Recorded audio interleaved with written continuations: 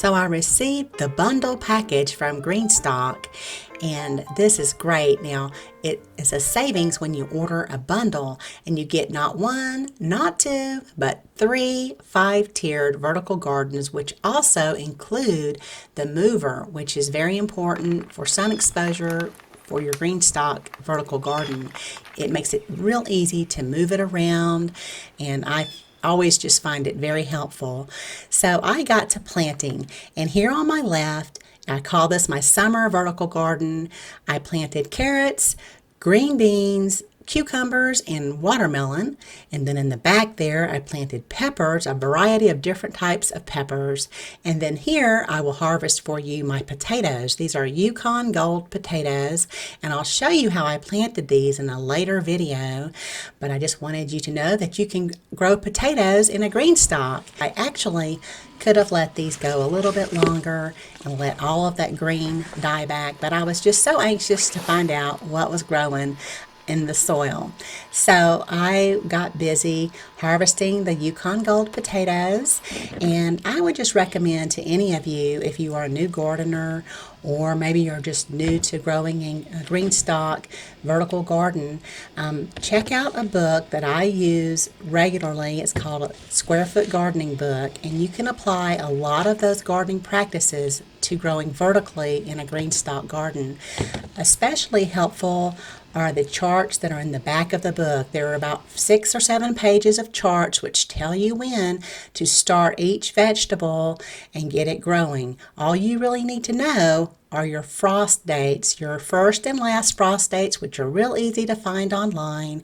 You just can search that, plug in your zip code, and it'll tell you when your first and last frost dates are, and then you use that information to look at the back of the book and determine when you need to plant things like potatoes, spinach, tomatoes, peppers, because there's a different time for every vegetable.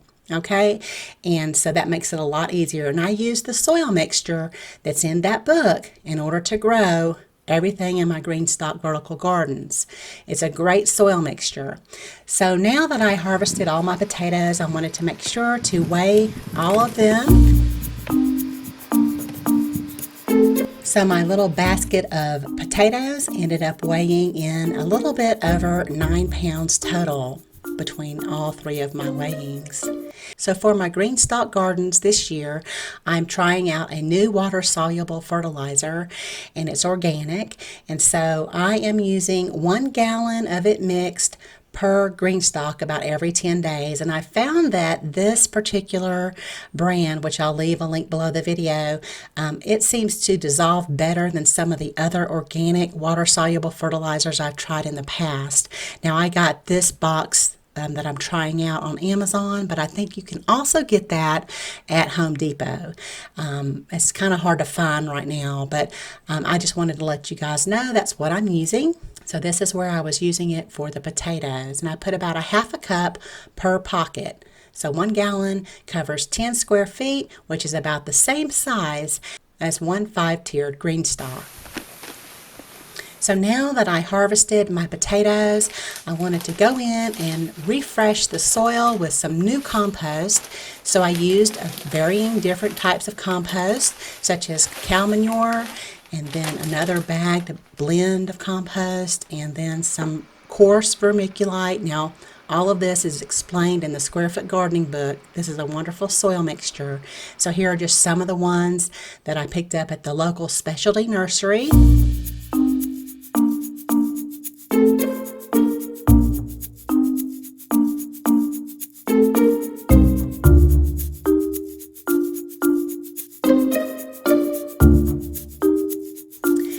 And then I just refilled them and got them ready for my next planting.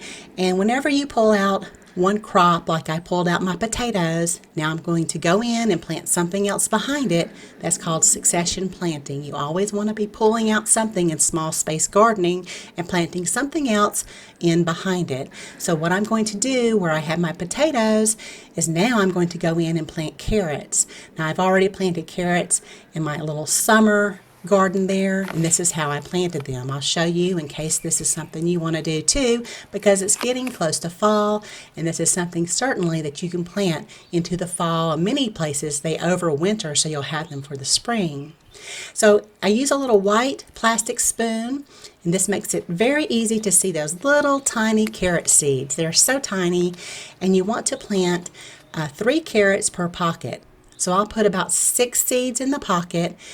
I'll space them about 2 inches apart.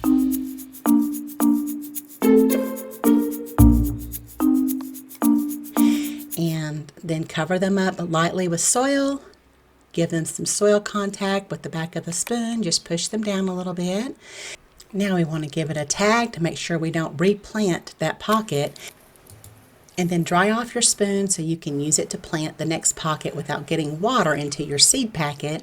And it takes a little while for those carrot seeds to pop up, but usually anywhere from about 10 to 17 days when your soil temperature is between 55 and 75 degrees Fahrenheit. Make sure that you mist them every day until they pop up.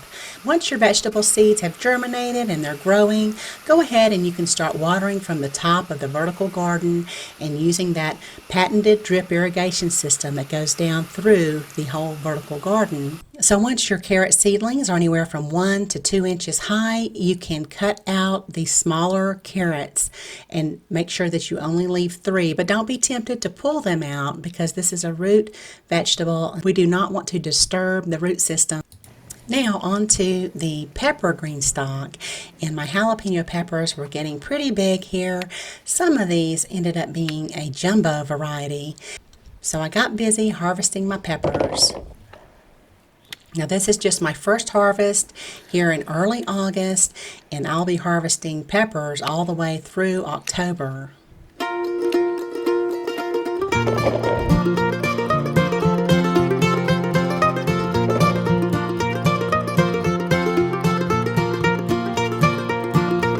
Now these are sweet banana peppers, and I'm letting these mature to a red stage. So I want to go ahead and grab one that's nice and red, and I'll get the orange one too. A few more jalapenos, and then my bell peppers are ripening up to a red. I love a sweet red bell pepper. These are called Sugar Rush, and look at all of these. It's just a little prolific plant. So I actually needed to give this plant some support because you know whenever you're growing something that has a lot of weight like beans and peppers, you need to support it. So GreenStalk sells these little plant tags, and you can tie a string right on there and up underneath your plant to give it the support that it needs. They also sell this little support system that I'm using for some of my pepper plants, my bean plants, and my cucumbers. And these just snap right on. So I'll leave a link below the video in the description area to the GreenStalk website where you can shop for supports for your vertical garden. If you use my code Rainbow Gardens at checkout, you will get a discount off of a vertical garden. So I ended up with a nice little harvest of peppers. This is my first harvest. So I weighed it and it came in over 3 pounds. So I was real happy about this first harvest. And I have a lot more to go until October. Now over here to my little summer vertical garden, where I have carrots on the top, as I mentioned, and then I have 2 tiers of green beans and then 2 tiers of cucumbers and watermelons at the bottom, where I have also some support for those vegetables. So I'll start by harvesting some of these green beans. Now these are called Jade bush beans.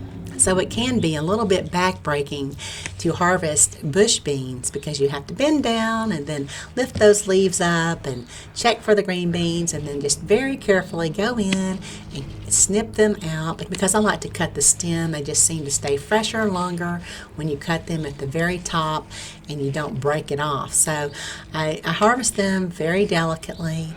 And I found it so much easier in the GreenStalk because they're almost at eye level. So GreenStalk is great for growing green beans. And then down here I have some wonderful cucumbers that are ready for harvest. I'm growing a different variety of cucumbers. I have some of the just little slicing muncher type of cucumbers. I have some of the Japanese and English long slicing cucumbers. So I just grabbed a few of those. And I weighed in my green bean harvest, and that came in almost at about 1.5 pounds. And then, of course, my cucumbers were a few pounds as well. I ate those before I thought about weighing them. So I just love the fresh cucumbers from the garden. They're always so good. And so there you go. That was my first bundle harvest, and I will be looking forward to doing another one in a few weeks. And if you have any questions, please let me know below, and also make sure to check out the description area for more information. Thank you so much for watching, and y'all have a beautiful day.